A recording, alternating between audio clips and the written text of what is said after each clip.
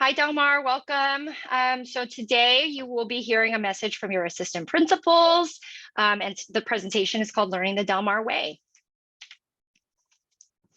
So we'll just introduce ourselves. Miss Lee, do you want to go first? Sure, I'm Miss Lee, new to Del Mar this year. Very excited to be here, and I have students with last names A through GI. Hi, everyone. My name is Miss Wynn. I am not new to Del Mar. The students that I work with are last names G-O through O. There's my email address. And then, due to the clunkiness, I pushed Mr. Aguilar out into the world of the interpretation. So he is not going to be able to, he's not going to be able to introduce himself, but there he is. Mr. Aguilar, his students are with last names P through Z. However, even though we have our assigned students, we still are available to work with any and all students who need our support in any way.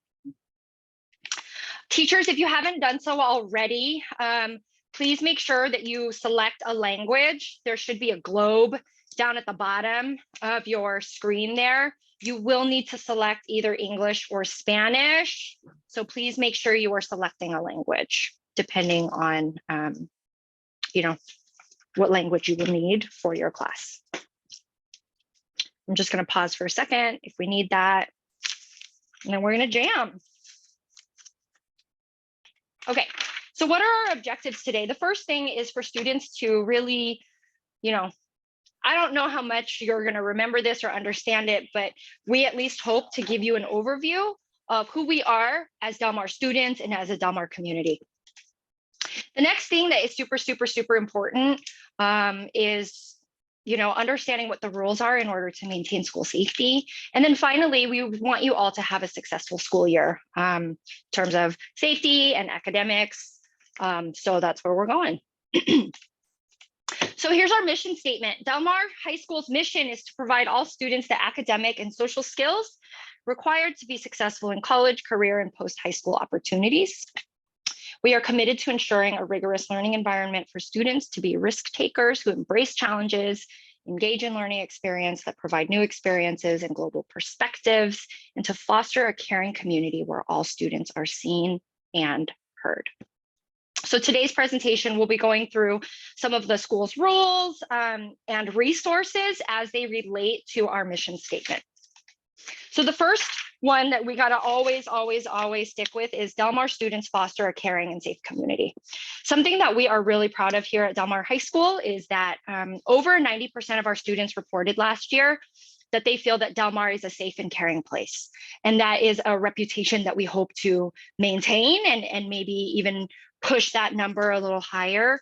But we are by far and away the school that has the highest number of students who feel comfortable and safe and accepted here. So let's keep it that way. And how are we going to do that?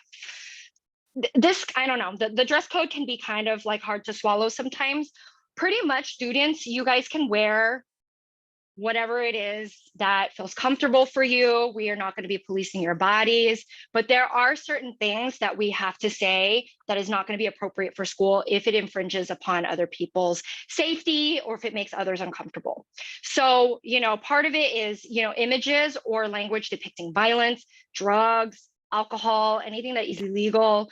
So a lot of students, you know who you are. I've seen you at lunch with the cookies on your shirts, on your backpacks. That is technically not appropriate and not okay at school. So starting tomorrow, you will be offered some amazing Del Mar gear to change into. We also have seen an uptick in students wearing, Hennessy, depictions of alcohol. Like that is not okay at school.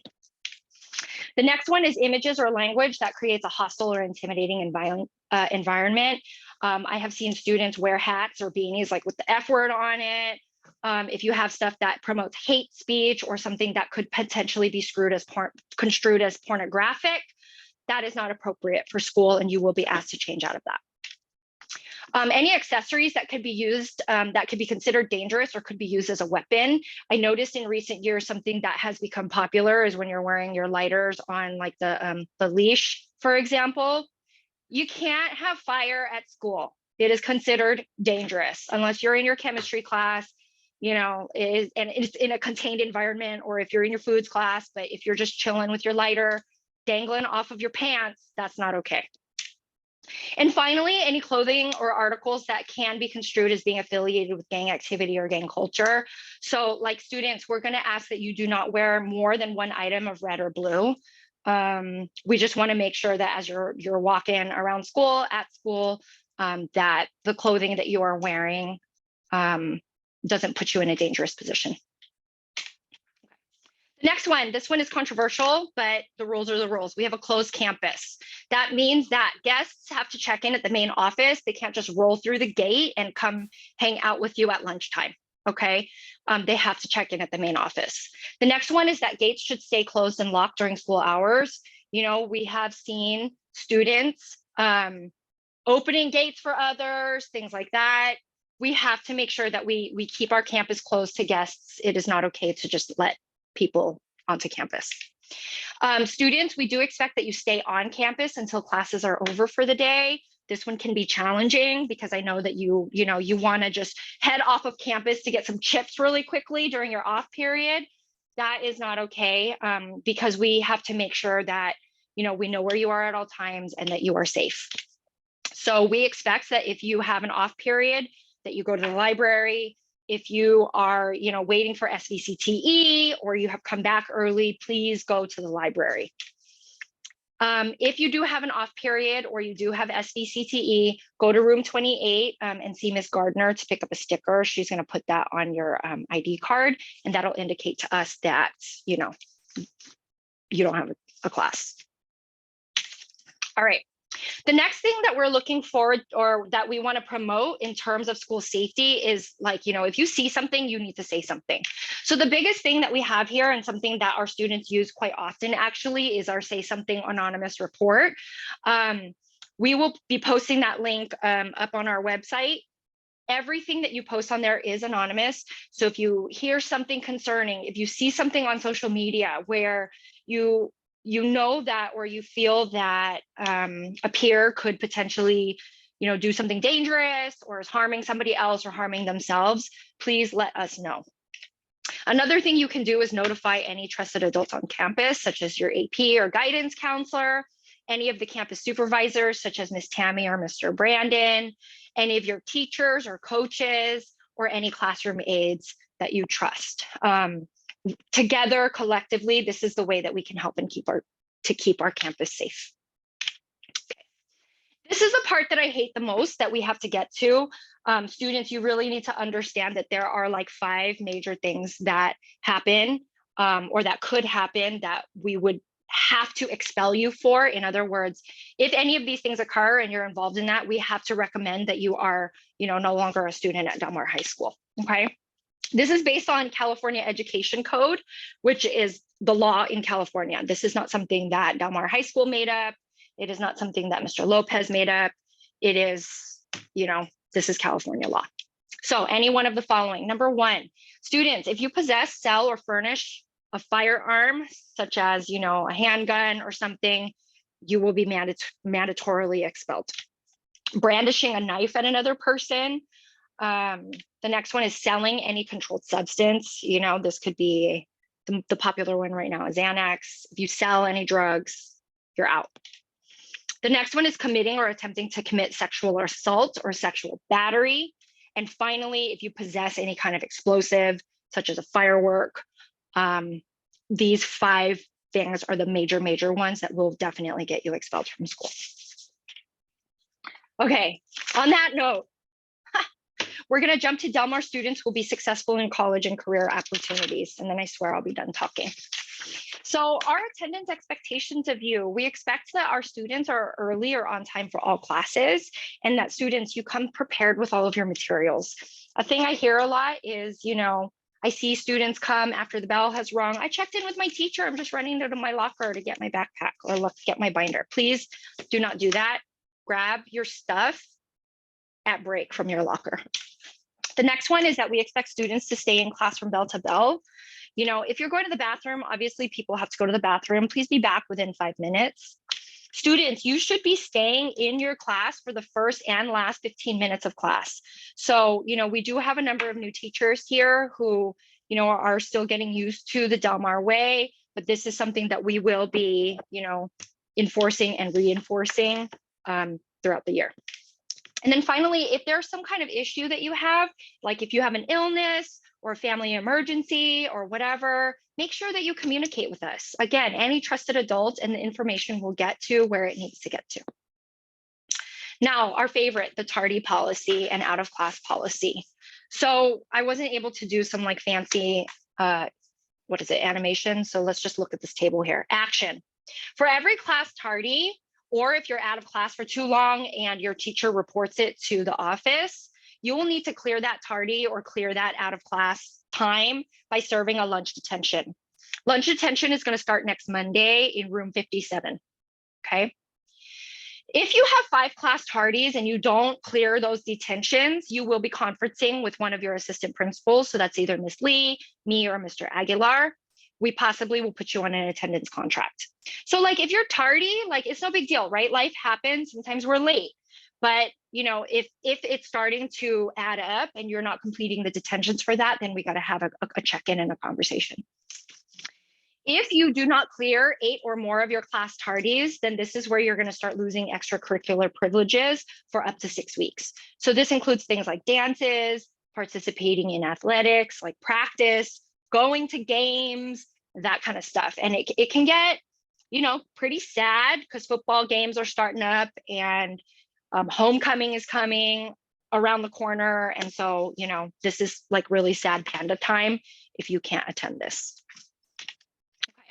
So when you attend detention, these are the non-negotiables. The first rule is that you're going to report to room 57. Again, these start on Monday.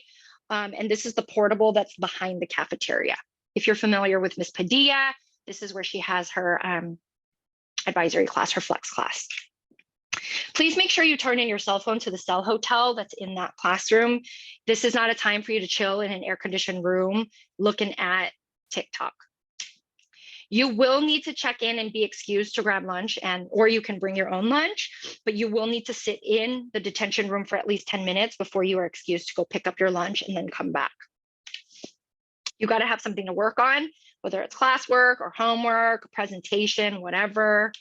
And, when you're eating, we are still in a pandemic alert. So please make sure we're ensuring proper distancing while we're eating inside the classroom. And finally, please note that if you are asked to leave detention because you're not following these rules, then that means that that tardy is not considered cleared. Okay. And if you have questions about that, your teacher will put the questions in the Q&A and we'll answer them at the end of the presentation. Okay, so academic integrity means being honest with yourself and your work. So in order to have complete ownership of your education, you must be in charge of your learning. So we just wanted to provide you with some examples of academic dishonesty, such as copying your friend's homework, showing your friend your lab report and they copy it, whether or not you know about it, and then having the friend turning it in, and then taking pictures of a math test and posting the questions on Snapchat or any of your socials. So these are the possible consequences, not necessarily all of them at once, but these are consequences that will occur. So you might not get credit on an assignment. Your teacher will contact the parent or guardian and send a referral to the AP, which is one of us. You will possibly sign the academic integrity contract, possible conference between parent and teacher and student. You can earn an F for the semester. You will still stay in class so that you can keep on task and get ready for second semester and the final exams. And if you are applying to college and you have gotten accepted to a college, and if those colleges require us to provide that information on whether or not you've cheated, we will notify the college of that academic misconduct. And with that information, some colleges may rescind the acceptances, meaning that even if you got accepted, and if you got that D or an F, or because of that academic infraction, you could get that admissions acceptance rescinded or taken away. All right, so cell phone policy, pretty big. All cell phones should be turned off and put in your bag or backpack once you enter the classroom. So first warning, teacher will give you a warning and ask you to put your cell phone away. Second warning, a second time you have your cell phone out, the phone will be given to an assistant principal and you will need to come and pick it up with one of us at the end of the period. And the third time you have that cell phone out, the assistant principal, we will schedule a meeting with you and your parents, will conference, and then your parents can pick up the cell phone at that time. Okay, so remember, keep your cell phones in your backpacks. Okay. So one of the things that studies have shown is that in order to be successful at school, you should be involved in something and involved in extracurricular activities. So those can be sports, clubs, what else? Drama, anything. So how you get involved, how do you stay informed? Please follow us at dmhs.students. That's on Instagram. You can participate in Club Rush, which is next week. So in the quad, there'll be all these clubs basically wanting you to join and learn more about those clubs. You don't necessarily have to be in that club on that day, but really just to sign up and learn and then come and visit those lunchtime meetings. You can audition for a show and then you can check in with Ms. Gardner or Mr. Burkhead for more information. For athletics, we have lots and lots of athletics in all seasons. For fall, we got football, field hockey, girls volleyball, girls tennis, cross country, and water polo. Winter, basketball, soccer, and wrestling. Spring, track and field, boys tennis, baseball, softball, girls volleyball, badminton, and swim. And for any athletic questions, please contact Mr. Castaneda in the athletic office. Okay. So Del Mar students are seen and heard. Again, like what Ms. Nguyen had said in the beginning, over 90% of our students felt like they belonged and that they are seen and heard. And we have a lot of resources here on campus to make sure that you have that voice. So number one. We got to shout out golf. Sorry to interrupt. We got to shout out golf too. That's a sport too. Sorry, I missed it. Golf. Woo woo. Mr. So Wellness Center has been moved. The Wellness Center is now in room 4, okay? And we encourage all students to check out our Wellness Center. If you haven't been there, we've got a lot of bean bags that you can just rest and chill for a little bit. If you just need a bit of time out, we have a full-time social worker with a lot of experience to help students with their mental and physical well-being. I believe there's food there as well. I walked by today during lunchtime and there's just stuff there for you to just have a little space. You can also submit your own referral by clicking on the link below. We also have the QR code here as well. And again, this presentation will be available to you. Not only is the link here live, but also if you go onto just our Del Mar website, you can find that information there for you as well. Okay. So again, like I said, here are the bean bags, lots of cool place, just a very safe space for you to be. And it gives you, again, a chance to take a break. And again, a place where all students are welcomed.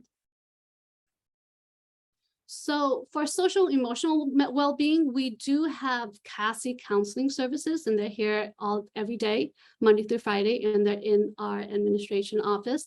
And they provide on-campus individual, family, and group counseling, crisis intervention and treatment, proactive mental health education, and peer mediation. So again, if you're having issues with a friend or a friend group, then they also can provide some restorative circles in addition to what the APs and counselors can do for you as well. So students can be referred by the following. So either the counselors can refer you to CASI, the social worker, assistant principals, and principal. Okay. Another group that we have on our campus to support our students is the Empowering Our Community for Success program. Currently, it's hosted by Del Mar and held in room 44 by Mr. Richard Alvarez. And I think the program is designed to work with freshmen and sophomores who need extra guidance and support. Okay, so again, we can refer, we can identify students, or you can come and talk to us. And, you know, if you want it to be referred, we can refer you. So some of the features of the program are empowerment groups, right? Individual counseling and after school tutoring and support. Okay, Del Mar students participate in rigorous learning and experiences. So you've just listened to our presentation. Hopefully you gathered some of that information, you remembered it, because we will want you to complete this quiz. Okay, so let me see if we have the time. Right now it's 12:58. We Let's definitely end have at time, but maybe 1:15. why don't we take a couple of minutes to, if there are any clarifying questions before we get started on the quiz. How about that? Sure. So students, if you have questions, please ask your teachers, and then your teachers will put it into the Q&A for us. We can take a couple of minutes to answer those questions before we send you off to do the quiz. The class with the most participants is going to get, or the highest number of points is going to get a donut party. That's the truth. A donut party on Friday. Doesn't that sound like fun? Can we have the last slide again? Do you mean the quiz slide, Mrs. Hallinan?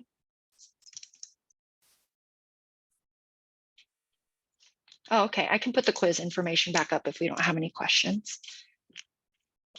Small advisory classes, I think they can still win. We're going to do it by percentage, Ms. King. So we'll do it by percentage instead of by the number. The competition is heating up. I think all the questions is, where's the quiz? Where are my donuts? Yes, so teachers can ask students to put their phones in the cell hotel instead of putting it in their bags. Yeah.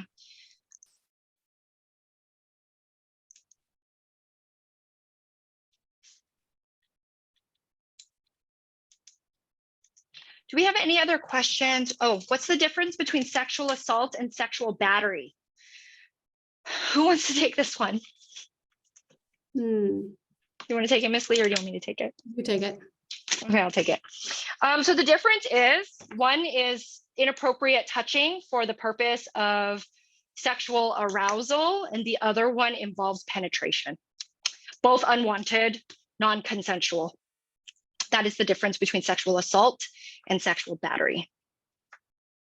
The next question we have is, what happens if you do not give up your phone after the second request? So if students don't want to either put their phone away or give up their phone, then what we will do is have a campus supervisor either come and get the phone or escort the student to come and talk to the student's assistant principal. Ms. King has a question for tardies, and this is a teacher question. Do we send students to the office, locked doors? Like, so do teachers send students directly to the office, or can they give the detention slip? So for this one, what we shared with our new teachers is that when we track detentions by running the attendance every day, so the detention slips really are just to remind students that they need to go to room 57. They don't have to have a detention slip, or they don't have to check in with anybody in order, for us to know that the student was tardy. The best thing to do would be to just bring the student into your class, mark them tardy, because that's what we're looking for. Again, the slips are just to remind students that they need to go to room 57. Ms. Green, can you clarify this question? I'm not sure I understand what you mean by, can requests be made to the whole class, or do they have to be directed to one individual student at a time? Ms. Chacon asks, does the phone policy apply in advisory as well? Yes, the phone policy applies for the entire day.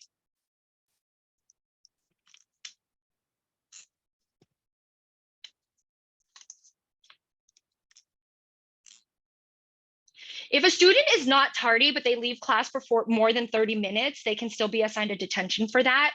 It is up to the teacher, however, to notify the student's assistant principal so that we can log that. Ms. Nguyen, the question for clarification was, can an announcement of all students as a warning count as a first, or should it be an individual?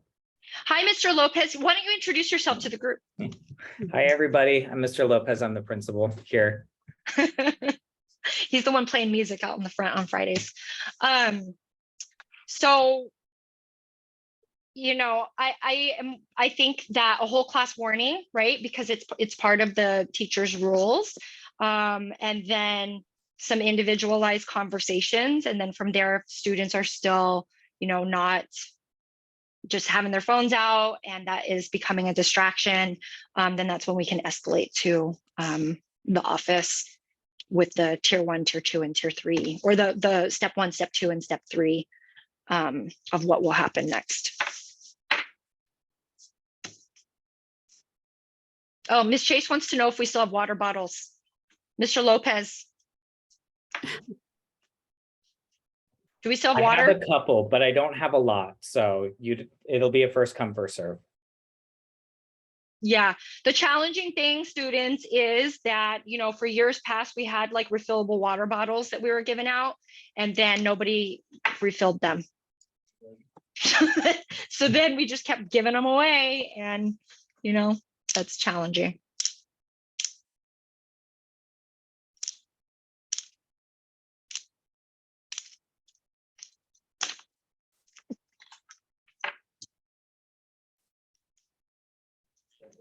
Sorry, did the question already get asked about for tardies and sending students to the office? It did. And then there's Sorry. also a question of touching with consent, which I'm not totally sure what that question is about. So Mr. Burkhead, if you want to clarify a little bit.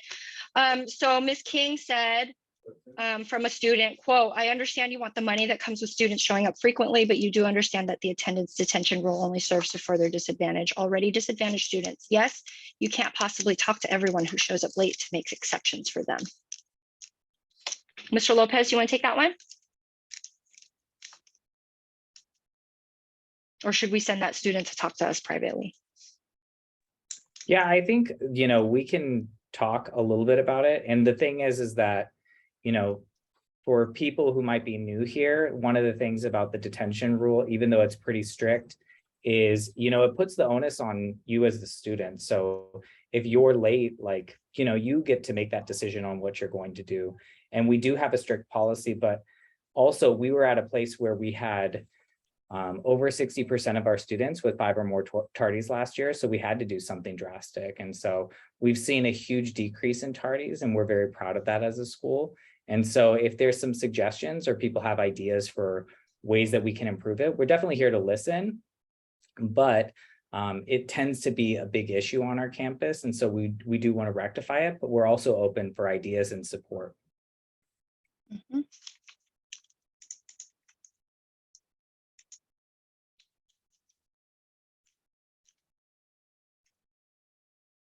Oh, okay, Mr. Burkhead, your question. So the student is asking about touching their significant other, and if there's consent, does that qualify as expellable? So, I think this gets into some other areas, but consensual relationship and touching and whatever is not an expellable offense.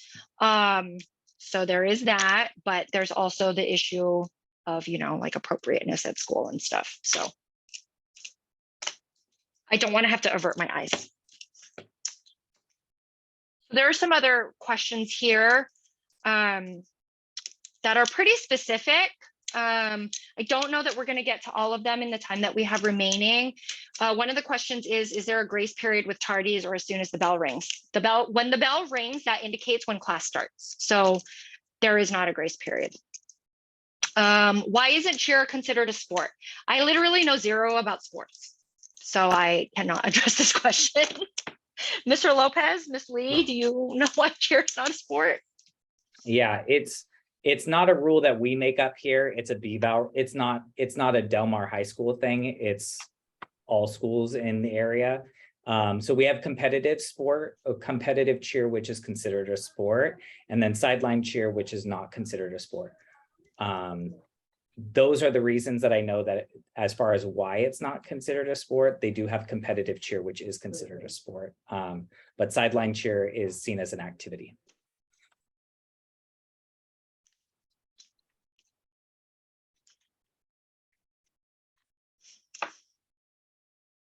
Work permits, that's with Miss Brenda Calera. You can find her in the library. And then parking permits, Miss Nguyen. Parking permits? Do they need parking permits at Del Mar? Mr. Lopez, are we implementing parking permits this year? You can get a parking permit here in the main office. Just come and see any one of us. Mr. Jones is helping with those for the time being. Okay. So I have a question here. I see the question from the student. Is administration aware of the construction that has been causing many students to be late?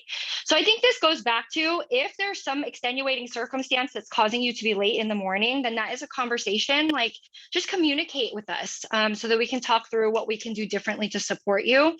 The biggest issue and the reason that we implemented the tardy policy was primarily for students who were tardy after they had already arrived at school, right? So when students were already here, and yet they were still tardy to their class, you know, after break time, after lunchtime. And so it became a real issue when over like 2/3 of the school was wandering around and not attending class. And so, you know, if you want to have further conversations about that, we encourage the student or students who are asking these questions to come see us.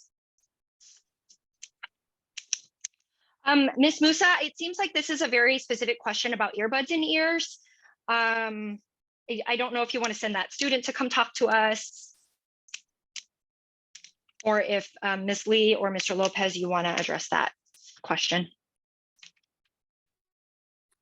Personally, I would say overall, you shouldn't have the earbuds in your ears during class time because that is considered a distraction. But then again, if this is an individual student, I would like to check in with the student to see what's going on.